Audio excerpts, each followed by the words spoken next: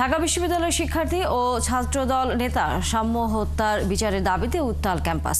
শিক্ষার্থীদের নিরাপত্তা দিতে না পারায় স্বরাষ্ট্র উপদেষ্টা সহ উপাচার্য ও প্রক্টরের পদত্যাগ দাবি জানিয়েছে ছাত্রদল। বেলা ১টার দিকে উপাচার্যের বাসার সামনে অবস্থান নিয়ে বিক্ষোভ সমাবেশ করে ছাত্রদল। এতে যোগ দিয়ে সংগঠনটির সভাপতি রাকিবুল ইসলাম বলেন, সাম্যের হত্যাকাণ্ডের ঘটনায় বিশ্ববিদ্যালয় প্রশাসনের স্পষ্ট বক্তব্য এখনো পাওয়া যায়নি। ছাত্রদলের নেতাকর্মীরা বারবার হামলার শিকার হচ্ছে বলে অভিযোগ করেন তিনি।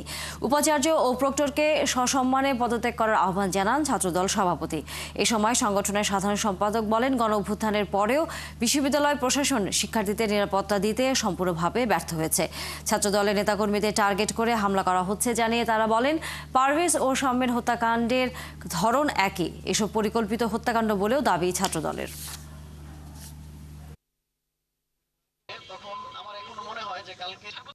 আমরা সাম্যের হত্যাকারীদের গ্রেপ্তারের এবং বিচার দাবি করছি। বিলম্বে ঢাকা বিশ্ববিদ্যালয়ের প্রশাসন সহ বিভিন্ন হলগুলোতে এখনো পর্যন্ত ছাত্রলীগের দোসররা এখনো পর্যন্ত হলে অবস্থান করছে। আমরা আন্দোলনের মাধ্যমে আমরা আমাদের দাবি আদায় করব এবং এই সম্মানিত বিশ্বাস প্রক্টরের পদত্যাগের যে দাবি উঠেছে ছাত্র সমাজের মাঝখান থেকে, সেটি অবশ্যই তারা সম্মান দেখে আশা করছি তারা পদত্যাগ করবেন। এ বিষয়ে ঢাকা বিশ্ববিদ্যালয় থেকে যুক্ত হচ্ছে সহকর্মী ফরহাদ ইবনে মালিক। ফরহাদ, ছাত্রদলের বিক্ষোভ কর্মসূচি এখন কোন পর্যায়ে রয়েছে এবং নতুন কোনো কর্মসূচি ঘোষণা দিয়েছেন কিনা তারা? গতকাল রাত 12টা, আনুমানিক রাত 12টার সময় ঢাকা বিশ্ববিদ্যালয়ের শিক্ষার্থী এবং ছাত্রদলের ছাত্রনেতা সাম্য হত্যার যে একটা ঘটনা ঘটেছে, সেই হত্যার পর ছাত্রদল সহ বিভিন্ন সংগঠন, ছাত্রদলের শুধু ঢাকা বিশ্ববিদ্যালয়ের ইউনিট নয়, বিভিন্ন শাখার ইউনিট, ছাত্রদলের কেন্দ্রীয় কমিটিও রাজু ভাস্কর্যের সামনে আসে। তারা একটা মিছিল শুরু করে। মিছিলটি রাজু ভাস্কর্য থেকে শুরু করে ঢাকা বিশ্ববিদ্যালয়ের মসজিদ দিয়ে মথুর ক্যান্টিন হয়ে কলা ভবনের সামনে দিয়ে গিয়ে ভিসির বাসভবনের সামনে গিয়ে থামে এবং সেখানে তারা বিক্ষোভ কর্মসূচি পালন করে। বিক্ষোভের সময় ছাত্রদলের কেন্দ্রীয় কমিটির সাধারণ সম্পাদক নাসির উদ্দিন বলেন যে ঢাকা বিশ্ববিদ্যালয়ের প্রশাসন মূলত আসলে যেভাবে শিক্ষার্থীদের নিরাপত্তা দেবার কথা ছিল, সেই নিরাপত্তাটি তারা নিশ্চিত করতে পারছেন না। ঢাকা বিশ্ববিদ্যালয়ের প্রক্টর এবং ভিসি দুজনের পদত্যাগ দাবি করেছেন। পাশাপাশি সারা দেশে সামগ্রিকভাবে নিরাপত্তা নিশ্চিত করতে ব্যর্থ হওয়ায় স্বরাষ্ট্র উপদেষ্টারও পদত্যাগ দাবি করেছেন তিনি। সাধারণ সম্পাদকের পাশাপাশি সভাপতি রাকিবুল ইসলাম একই কথা বলেন এবং তিনি বলেন যে যদি নিরাপত্তা দিতে ব্যর্থ হয়, পরবর্তীতে আবারও এমন কোনো ঘটনা ঘটে, যে ঘটনাগুলো নিয়মিত এই সময়ে ঘটে আসছে, একই প্যাটার্নে তারা মনে করছে জিসান এবং সাম্য দুজনেরই মোটামুটি একই প্যাটার্নে হত্যাকাণ্ড, এই ঘটনাগুলো যদি আবারও ঘটে তাহলে তারা রাজপথে নামবে এবং অন্তর্বর্তী সরকারের বিরুদ্ধে নামতে তারা বাধ্য হবে বলে জানিয়েছেন। আমরা একটু দেখাতে চাই, কিছুক্ষণ আগে ঢাকা বিশ্ববিদ্যালয়ের কেন্দ্রীয় মসজিদে জানাজাটি হয়েছে। জানাজা হবার পর লাশবাহী ফ্রিজিং যে কারটি রয়েছে, সেই কারটি এখন ঢাকা বিশ্ববিদ্যালয়ের এই মসজিদের সামনে থেকে চলে যাচ্ছে সাম্যের গ্রামের বাইরে, অর্থাৎ সিরাজগঞ্জে চলে যাবে। সেখানে গিয়ে আরেকটি জানাজা অনুষ্ঠিত হবে এবং সেখানে তার দাফন কার্য সম্পন্ন হবে। ঢাকা বিশ্ববিদ্যালয়ের এখানে তার সহপাঠী থেকে শুরু করে তার বন্ধু বান্ধব যারা আছেন এবং ছাত্রদলের তার যেই সহকর্মী যারা রয়েছেন, অন্যান্য সদস্য নেতাকর্মী যারা রয়েছেন, তারা সবাই এখানে এসেছিলেন। শুধু ছাত্রদল এসেছে তা কিন্তু নয়, বিভিন্ন রাজনৈতিক দলের সংগঠন, ছাত্র সংগঠন তারাও এখানে এসেছিল। আমরা দেখতে পেয়েছি গণফোরাম এসেছিল, গণফোরামের ছাত্র সংগঠন এসেছে, গণ অধিকার পরিষদের সাধারণ সম্পাদক রাশেদ এসেছিলেন, পাশাপাশি তাদের ছাত্র সংগঠন এসেছে, বিভিন্ন ছাত্র সংগঠন এখানে এসেছে। আমরা দেখতে পেয়েছি তারা এসে সহমর্মিতা জানিয়েছেন, তারা এখানে এসে সমব্যথী হয়েছেন সাম্যের এই হত্যাকাণ্ডের সাথে, সমব্যথী হয়েছেন তারা এবং তারা দ্রুত বিচার কাজ পরিচালনার জন্য দাবি জানিয়েছেন প্রশাসনের কাছে এবং যারা আটক হয়েছেন, পাশাপাশি আরও যারা এর সাথে জড়িত রয়েছেন তাদেরকে গ্রেফতার করে দৃষ্টান্তমূলক শাস্তি দেবার তারা দাবি জানিয়েছেন। যদি দৃষ্টান্তমূলক শাস্তি তারা দিতে ব্যর্থ হয়, অন্তর্বর্তীকালীন সরকার ব্যর্থ হয় এবং অন্তর্বর্তীকালীন সরকার যদি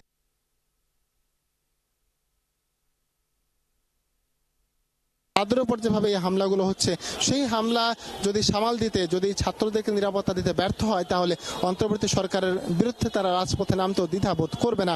পাশাপাশি এই বিশ্ববিদ্যালয়ের প্রশাসন যে এখন পর্যন্ত নিরাপত্তা দিতে পারছে না, তারা যে আসলে নিরাপত্তা নিশ্চিত করতে পারছে না, এই বেশ কিছু মাসের মধ্যেও তারা বলছে বিশ্ববিদ্যালয়ের প্রশাসন শুধু তাদের উন্নয়ন কর্মকাণ্ড নিয়ে ব্যস্ত, কিন্তু শিক্ষার্থীদের এখানে নিরাপত্তা দেওয়ার জন্য এরিয়ার মধ্যে, ঢাকা বিশ্ববিদ্যালয়ের এরিয়ার মধ্যে শিক্ষার্থীদের নিরাপত্তা দেওয়ার বিষয়ে তারা আসলে উদাসীন। এই উদাসীনতা কাটাতে দায়ভার নিয়ে প্রক্টর এবং উপাচার্যের পদত্যাগ দাবি করেছেন তারা বলছেন যে সসম্মানে প্রক্টর এবং উপাচার্য যেন এখান থেকে পদত্যাগ করে ফেলেন।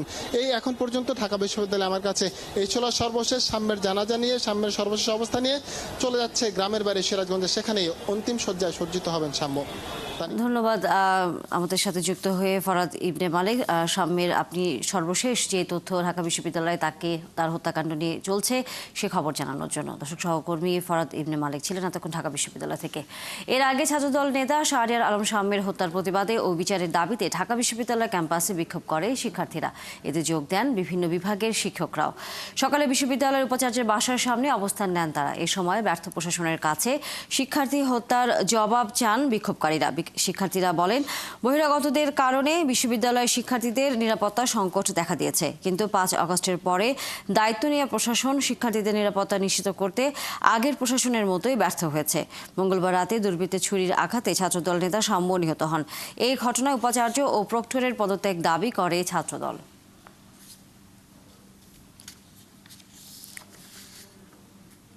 সবসময় আমরা শুধু গেট লক করে দিলাম, এরপরে 5 দিন 7 দিন পরে আমার বন্ধু সাম্যর মৃত্যুর খবর সবাই ভুলে গেল, জিনিসটা আবার আগের মতো হয়ে গেল। আবার কোনো শিক্ষার্থী সাম্যর মতো এভাবে মৃত্যুবরণ করলো, এটা আমরা কেউই চাই না। প্রত্যেকটা নাগরিকের একটা দায়িত্ব যে একটা শিক্ষার্থী, একটা রানিং স্টুডেন্ট কিভাবে তার নিজের ক্যাম্পাসে মারা যায় সেটা নিয়ে আপনারা আওয়াজ তুলবেন, আপনারা সবাই আসবেন। বিশ্ববিদ্যালয় প্রশাসনের ব্যর্থতা, আমি আশা করব যে সাম্যর সাথে যেটা হয়েছে অন্য কারোর সাথে যেন এই ধরনের কোনো ঘটনা ঘটার কোনো সুযোগ না ঘটে, এবং বিশ্ববিদ্যালয় প্রশাসন যেন প্রত্যেকটা শিক্ষার্থীর নিরাপত্তা নিশ্চিত করতে যথাযথ ব্যবস্থা নেয়। বিশ্ববিদ্যালয়ে আমরা অশান্তিতে রয়েছি, আমরা আজ কি নিরাপত্তাবিহীনভাবে জীবনযাপন করছি। 3 দফা দাবিতে জগন্নাথ বিশ্ববিদ্যালয়ের শিক্ষার্থীদের মার্চ টু যমুনা কর্মসূচিতে বাধা দিয়েছে পুলিশ। এ সময় টিয়ার সেল এবং সাউন্ড গ্রেনেড ছোড়ে পুলিশ। রাজধানীর কাকরাইল মোড়ে এ ঘটনা ঘটেছে। এর আগে আবাসন ভাতা, পূর্ণাঙ্গ বাজেট অনুমোদন এবং দ্বিতীয় ক্যাম্পাসে দ্রুত বাস্তবায়ন সহ 3 দফা দাবিতে মার্চ টু যমুনা কর্মসূচি শুরু করে জগন্নাথ বিশ্ববিদ্যালয়ের শিক্ষার্থীরা। বেলা 11:30টার দিকে বিশ্ববিদ্যালয় ক্যাম্পাস থেকে তারা উপদেষ্টা ভবন যমুনার উদ্দেশ্যে যাত্রা শুরু করে। পরে শিক্ষার্থীরা কাকরাইল মোড়ে এসে পৌঁছলে পুলিশের সাথে এই সংঘর্ষের ঘটনা ঘটে।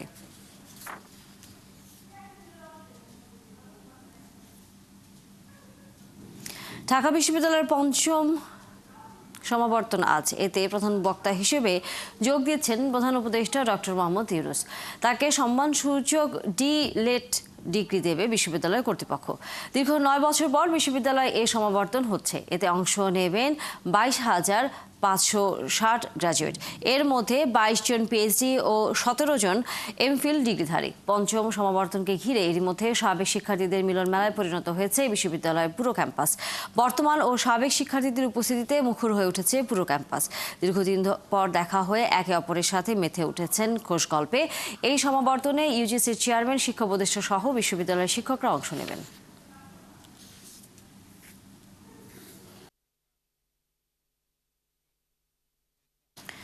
দর্শক, এর আগে যেমনটা বলেছিলাম, 3 দফা দাবিতে জগন্নাথ বিশ্ববিদ্যালয়ের শিক্ষার্থীদের মার্চ টু যমুনা কর্মসূচিতে বাধা দিয়েছে পুলিশ, এবং সেই বিষয়ে সর্বশেষ খবর নিয়ে যুক্ত হচ্ছেন আমাদের সাথে সহকর্মী নিবিড় সাহা। নিবিড়, জগন্নাথ শিক্ষার্থীদের সাথে আইনশৃঙ্খলা বাহিনীর সদস্যদের আমরা দেখছিলাম কিছুক্ষণ আগেও বেশ অনেক ধরনেরই আসলে সেখানে টিয়ার গ্যাস থেকে শুরু করে সাউন্ড গ্রেনেড এ ধরনের সংঘর্ষের ঘটনা ঘটেছে। এই মুহূর্তে সেখানকার পরিস্থিতি জানাবেন, এবং একই সাথে এর আগে আমরা দেখেছিলাম বেশ কয়েকজন শিক্ষার্থী অসুস্থ হয়েছেন, সেই সংখ্যাটি আরও বেড়েছে কিনা? আপনার শেষ প্রশ্নটি দিয়ে যদি শুরু করি যে কতজন মোট আহত হয়েছেন, আমরা আমাদের ঢাকা মেডিকেলে যিনি সহকর্মী রয়েছেন তার মাধ্যমে আমরা যেমনটি তথ্য পেয়েছি যে মোট 25 জন শিক্ষার্থী, জগন্নাথ বিশ্ববিদ্যালয়ের 25 জন শিক্ষার্থী আহত হয়েছেন। এবং এই মুহূর্তে এই যে কাকরাইল মোড়ের অবস্থা যদি জানাতে চাই, যে এখন কিন্তু শিক্ষার্থীরা, জগন্নাথ বিশ্ববিদ্যালয়ের শিক্ষার্থীরা এই পুরো এলাকায় এবং এই কাকরাইল মোড়ে তারা কিন্তু এখানে অবস্থান নিয়ে আছেন এবং তারা এখানে তাদের যে কর্মসূচিটি ছিল যেটা বাড়ানো হয়েছিল যে লং মার্চ টু যমুনা, এবং সেখানে পৌঁছানোর পরে অর্থাৎ যমুনার সামনে পৌঁছানোর পরে এখানে অবস্থান কর্মসূচি, তো সেই কর্মসূচি কিন্তু আসলে এখন তারা পালন করছেন অবস্থান কর্মসূচি। এবং প্রায় ঘন্টাখানেক আগে কিন্তু এখানে যেমনটি পরিস্থিতি ছিল উত্তপ্ত পরিস্থিতি, সেটি কিন্তু এখন বলা যায় অনেকটাই ঠান্ডা হয়েছে। আইন শৃঙ্খলা বাহিনীর সদস্যরা যারা রয়েছেন তারাও কিন্তু এখন তাদের যে যমুনার দিকে যাওয়ার পথে যে ব্যারিকেডটি রয়েছে সেই ব্যারিকেডের ভেতরে কিন্তু তারা আইন শৃঙ্খলা বাহিনীর সদস্যরা অবস্থান করছেন এবং তার ঠিক বাইরেই কিন্তু আসলে মূল রাজ্যের রাস্তাটি সেটি অবরোধ করে শিক্ষার্থীরা কিন্তু তা অবস্থান কর্মসূচি পালন করছেন এবং স্লোগান দিচ্ছেন। এবং তাদের ওপর যে পুলিশি হামলা, অর্থাৎ সকাল থেকে কিন্তু আমি এই জগন্নাথ বিশ্ববিদ্যালয়ে ছিলাম এবং জগন্নাথ বিশ্ববিদ্যালয়ের পুরো লং মার্চ টু যমুনা কর্মসূচি শুরু থেকে আমি ছিলাম এবং শেষ পর্যন্ত যেমনটি দেখেছি যে যমুনার কাছাকাছি আসার পরেই পুলিশ কোনো প্রকার বাধা না দিয়ে কিন্তু টিয়ারশেল নিক্ষেপ করে এবং টিয়ারশেল সেই সাথে সাউন্ড গ্রেনেড এগুলো নিক্ষেপের মধ্য দিয়ে কিন্তু তাদেরকে প্রথমে ছত্রভঙ্গ করে দেওয়া হয় এবং ছত্রভঙ্গ করে দেওয়ার পরে যখন রমনা পার্কের ভেতর থেকে কয়েকজন পুলিশের দিকে ইট পাটকেল নিক্ষেপ করছিল, ঠিক তখন কিন্তু আবার পুলিশ অ্যাকশনে যায় এবং তখন কিন্তু বেশ কয়েকটি সাউন্ড গ্রেনেড নিক্ষেপ করা হয় এবং সেই সঙ্গে সাউন্ড গ্রেনেডের পরে আমরা দেখেছি যে লাঠিচার্জ করা হয় শিক্ষার্থীদের ওপর এবং পুরো প্রেক্ষাপটে কিন্তু প্রায় 25 জন শিক্ষার্থী আহত হয়েছেন, যার বেশ কয়েকজনের নাম আমরা পেয়েছি, কয়েকজনের নাম পাইনি। তো তারা কিন্তু ঢাকা মেডিকেলে ভর্তি এবং অনেকেই কিন্তু প্রাথমিক চিকিৎসা নিয়ে কিন্তু তারা চলে গেছেন এবং বেশ খানিকটা আমার সামনে যেমনটি একটি যে ঘটনা ঘটেছে সেটি আমি একটু বলতে চাই যে একজন শিক্ষার্থী, নারী শিক্ষার্থী, তিনি কিন্তু রাস্তার এক পাশে ছিলেন এবং একটি সাউন্ড গ্রেনেডের বিস্ফোরণ ঘটানো হয় এবং সেই বিস্ফোরণটি ঘটে ঠিক তার পায়ের কাছে, অর্থাৎ সেই মুহূর্তে কিন্তু তিনি মাটিতে লুটিয়ে পড়েন এবং কিছুক্ষণ পর তার জ্ঞান ফেরে এবং তার পায়ে কিন্তু আঘাতপ্রাপ্ত হয়েছেন এবং তাকে কিন্তু কিছুক্ষণ পর এই ঢাকা মেডিকেলে নিয়ে যাওয়া হয়েছে বলে আমরা তথ্য পেয়েছি। তো এখন কিন্তু এই যে পুরো কাকরাইল মোড় এলাকা সেটি কিন্তু এখন শিক্ষার্থীরা অবস্থান নিয়ে তারা বিক্ষোভ প্রদর্শন করছেন। তাদের যে 3 দফা দাবিটি ছিল সেই দাবির সঙ্গে এই যে পুলিশি হামলা, সেই পুলিশি হামলার নিন্দা জানাচ্ছেন এবং তারা বলছেন যে আসলে এই যে তাদের যে দাবিগুলো ছিল সেটি যেমন ছিল যৌক্তিক এবং তাদের যে আবাসন ব্যবস্থা থেকে শুরু করে তাদের ক্যাম্পাসের স্থায়ী ক্যাম্পাসের দাবি, তো সবকিছু মিলিয়ে কিন্তু তাদের যে তারা বলছেন যে তাদের যে যৌক্তিক দাবিগুলো রয়েছে সেগুলো নিয়ে কিন্তু যখন তারা দাবি জানাচ্ছেন সেই মুহূর্তে কিন্তু আসলে পুলিশের এমন হামলা কিন্তু তারা আসলে কোনোভাবে কাম্য ছিল না। সেই সাথে বিশ্ববিদ্যালয়ের শিক্ষকেরাও কিন্তু বেশ কয়েকজন শিক্ষক কিন্তু এই শিক্ষার্থীদের এই কর্মসূচিতে সামিল হয়ে তারা কিন্তু এখানে এসেছিলাম, কথা বলেছিলাম তাদের সাথেও, তারাও কিন্তু বলছেন যে আসলে পুলিশের এ ধরনের ঘটনা আসলে কোনোভাবে কাম্য নয়, কেননা শিক্ষার্থীরা তাদের যে ন্যায্য দাবি সেই দাবি আদায়ের লক্ষ্যে কিন্তু এই লং মার্চ টু যমুনা কর্মসূচি হাতে নিয়ে এখানে এসেছিলেন। তবে এখানে হামলার ঘটনায় তারাও কিন্তু নিন্দা জানিয়েছেন এবং এই মুহূর্তে কিন্তু এখানকার পরিস্থিতি বলা যায় যে পুরোপুরি ঠান্ডায় পরিস্থিতি পুরোপুরি নিয়ন্ত্রণে শিক্ষার্থীরা তাদের অবস্থান কর্মসূচি পালন করছেন। অন্যদিকে আইন শৃঙ্খলা বাহিনীর সদস্যরা যে ব্যারিকেডটি দেওয়া হয়েছে এই ব্যারিকেডের ঠিক ভেতরেই তারা অবস্থান করছেন এবং পুলিশের ঊর্ধ্বতন কর্মকর্তাদের সাথে তখন আমরা কথা বলতে পারিনি। তো পরে কথা বলে যেমনটি জেনেছি যে আসলে তারা এই যে ব্যারিকেড ভেদ করে শিক্ষার্থীদের ভেতরে যেতে দেবেন না। তারা বলছেন যে যেহেতু এই প্রধান উপদেষ্টা, যেহেতু আপনি বললেন যে পুলিশের এরিম কর্মকর্তা এর মধ্যে বলেছেন যে এই ব্যারিকেড ভেদ করে শিক্ষার্থীদের আর সামনে হয়তো এগোতে দেওয়া হবে না, তাহলে পরিস্থিতি স্বাভাবিক করবার জন্য প্রশাসনের পক্ষ থেকে এই শিক্ষার্থীদের সাথে কথা বলবার অথবা শিক্ষা উপদেষ্টার কোনো ধরনের কথা বলবার তথ্য আপনার কাছে আছে কিনা? এই মুহূর্তে কিন্তু আসলে কাকরাইল মোড়ে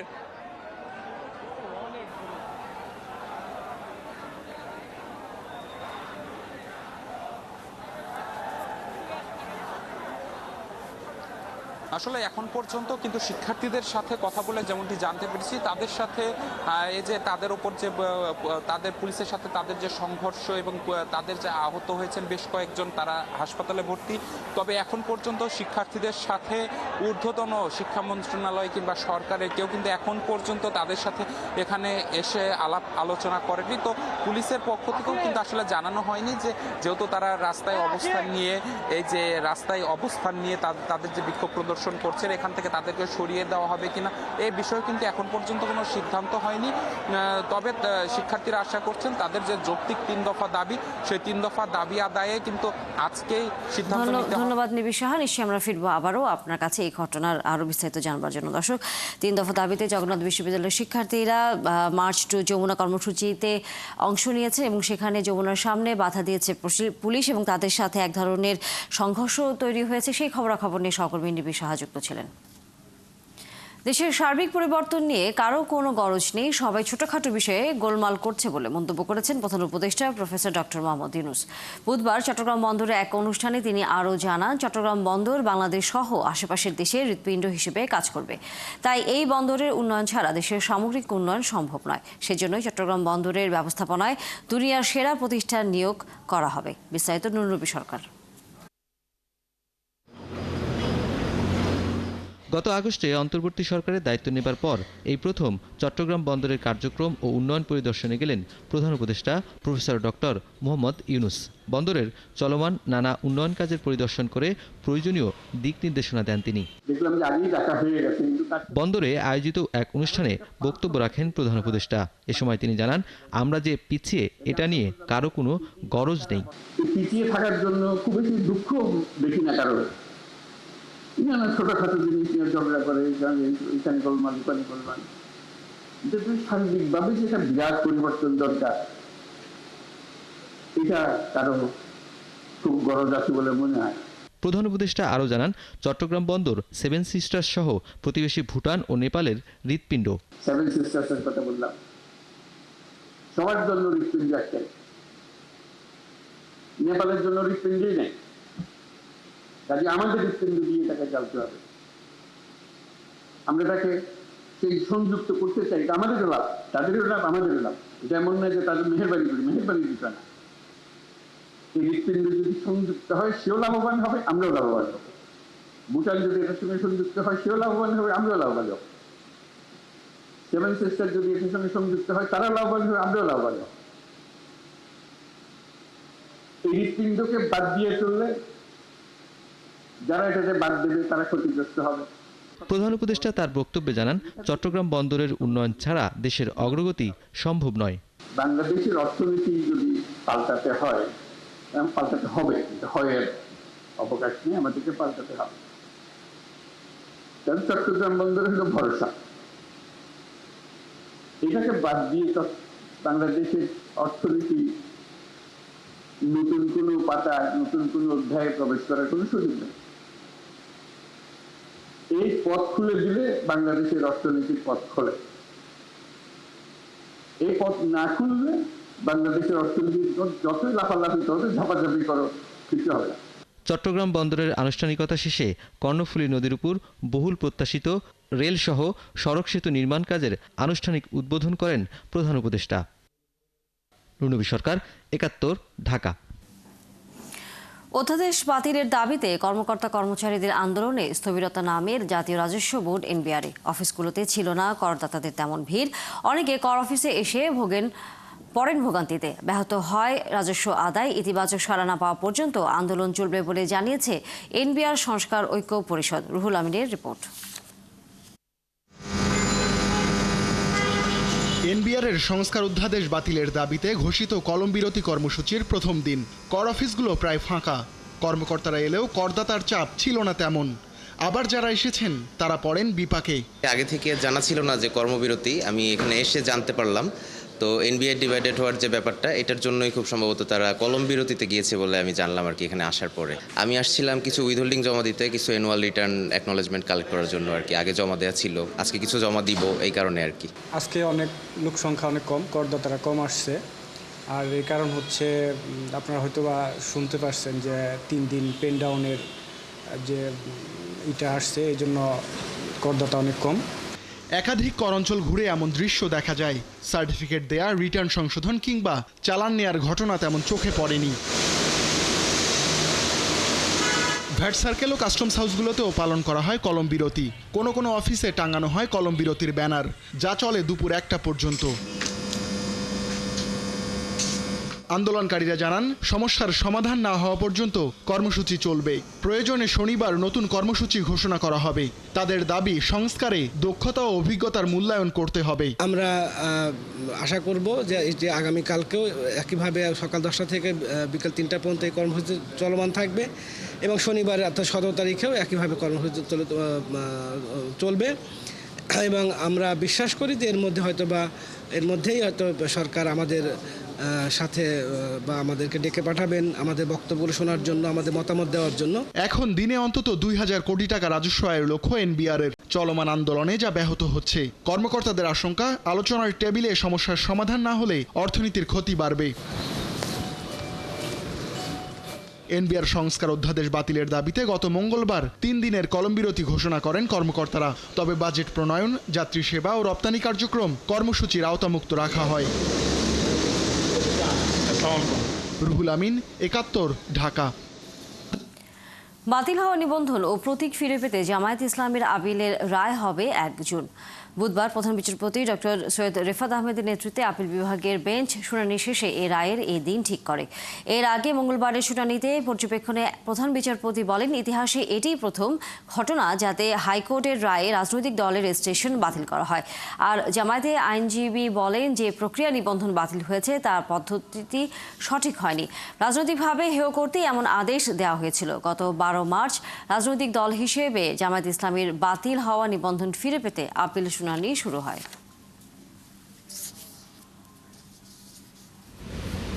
একটা হলো জামাত ইসলামীর নিবন্ধন। আমরা আশা করি 1 জুন ইনশাল্লাহ বাংলাদেশ জামাত ইসলামী তার নিবন্ধন ফিরে পাবেন ইনশাল্লাহ। আমরা এটাও প্রত্যাশা করি আমাদের উচ্চ আদালত এরকম অবজারভেশন দিবেন যে অবজারভেশনের কারণে বাংলাদেশের নির্বাচন কমিশন জামাতে ইসলামীর দাঁড়িপাল্লা প্রতীকও বরাদ্দ দিবেন, এটা আমরা প্রত্যাশা করি। জামাতের শুনানির আরো খবর নিয়ে যুক্ত হচ্ছেন সহকর্মী শৈকত সাদিক। শৈকত, আমরা এরই মধ্যে জামাত ইসলামের আপিলের রায়ের তারিখ নিয়ে তার জামাত ইসলামের আইনজীবীরা প্রতিক্রিয়া জানিয়েছেন। তার পাশাপাশি জানতে চাই আপনার কাছে তারা কি বলেছেন আরো, এবং যেহেতু 1 তারিখে জুনের এই শুনানির তারিখ ঘোষণা করা হয়েছে, কি প্রত্যাশা করছেন তারা?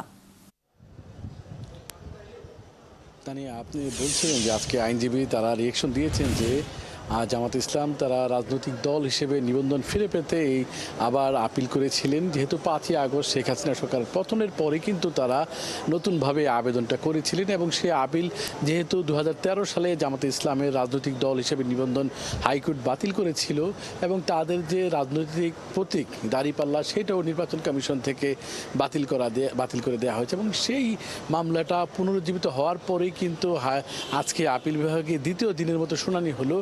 যদিও প্রধান বিচারপতি ডক্টর সৈয়দ রেফাত আহমেদের নেতৃত্বাধীন 7 জন বিচারপতি আপিল বিভাগে রয়েছে, তবে আজকে 4 জনের বেঞ্চ কিন্তু এই মামলার শুনানিটা করেছেন এবং আজকে 2য় দিনের মতো শুনানি করেন যে প্রয়াত আইনজীবী ব্যারিস্টার আব্দুর রাজ্জাকের ছেলে ব্যারিস্টার এহসান আবদুল্লাহ তিনি শুনানি করেছেন এবং সেই শুনানির পরেই কিন্তু আজকে প্রধান বিচারপতি পরবর্তী যে রায়ের জন্য যে দিন ঠিক করেছেন 1 জুন এবং এরপরে শিশির মনির যে আইনজীবী তিনি যে প্রতিক্রিয়া জানালেন এবং তিনি প্রত্যাশা করছেন যে তারা যেদিন রায় ঘোষণা হবে এবং সেদিন তারা আবার রাজনৈতিক দল হিসেবে নিবন্ধন ফিরে পাবেন এবং তাদের যে দলীয় প্রতীক দাঁড়িপাল্লা যেটা নিয়ে একটু নানান জায়গায় এটা নিয়ে কথাবার্তা রয়েছে, যেহেতু সুপ্রিম কোর্টেও দাঁড়িপাল্লার প্রতীক রয়েছে এবং সেই প্রতীকটা কি রাজনৈতিক দলকে দেয়া হবে কি না, তবে সেটা কিন্তু আগামী 1 জুনই নির্ধারিত হবে যে আদালত তাদের কিভাবে অবজারভেশন দিবে যে রাজনৈতিক দল নিবন্ধন ফিরে পাওয়ার পর তারা কি এই প্রতীকটাই পাবেন কিনা নির্বাচন কমিশন থেকে, নাকি তাদের অন্য কোনো প্রতীক দেওয়া হবে কিনা,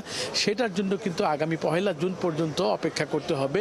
তবে সব মিলে আজকে আদালতে যে শুনানি হয়েছে তার পক্ষ থেকে জামাতের আইনজীবী বা জামাতের নেতারা ছিলেন সবাই একটা প্রত্যাশার মধ্যে আছেন এবং সবার মধ্যে একজনের উৎসাহ রয়েছে যে তারা হয়তো রাজনৈতিক দল হিসেবে তারা নিবন্ধন ফিরে পেতে পারেন। সব মিলিয়ে তানিয়া এই হচ্ছে আজকে রাজনৈতিক দল হিসেবে জামাতের নিবন্ধনের সর্বশেষ সংবাদ।